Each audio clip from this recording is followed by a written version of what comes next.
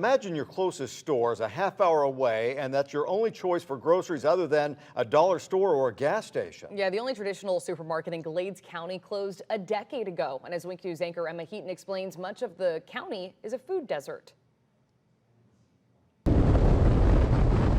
As you leave Fort Myers, it doesn't take too long to find farmland. When it stretches as far as the eye can see, that might be a hint. You're in Glades County.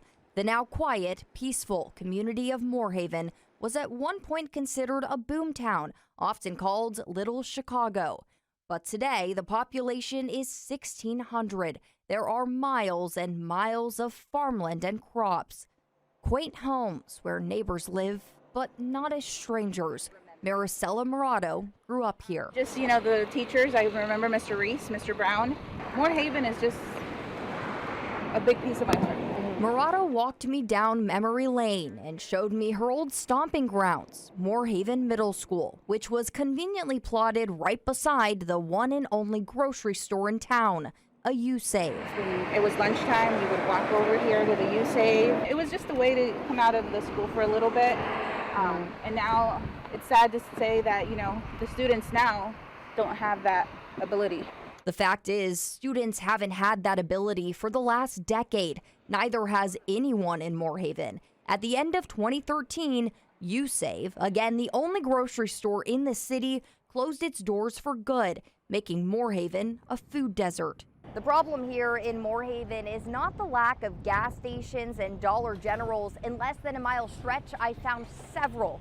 But these are convenience stores. They're not grocery stores, which provide families the food they need, fresh and nutritious options. The closest grocery store I found is a Walmart that's about 30 minutes away.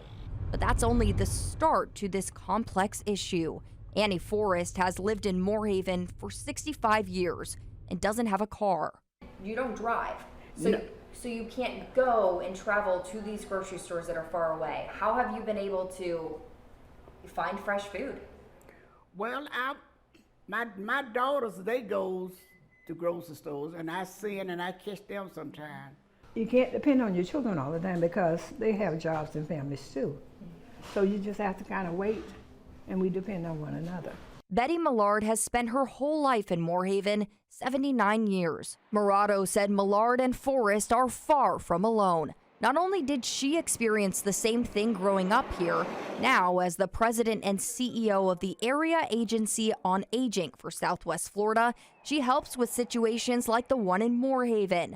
The nonprofit serves 7 counties, Glades being one, where she and others work to get older adults the resources they need. Monday to Friday, they provide warm meals to seniors. And Harry Chapin also has a food distribution in Glades County, which feeds seniors once a month. There's over 4,500 older adults in Glades County. Probably half don't have reliable transportation. I reached out to Publix, Aldi's, Walmart, and Target to find out if there are any plans of adding a supermarket to Moorhaven or somewhere close.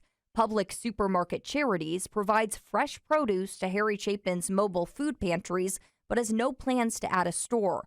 The others never responded to my request. Emma Heaton, Wink News.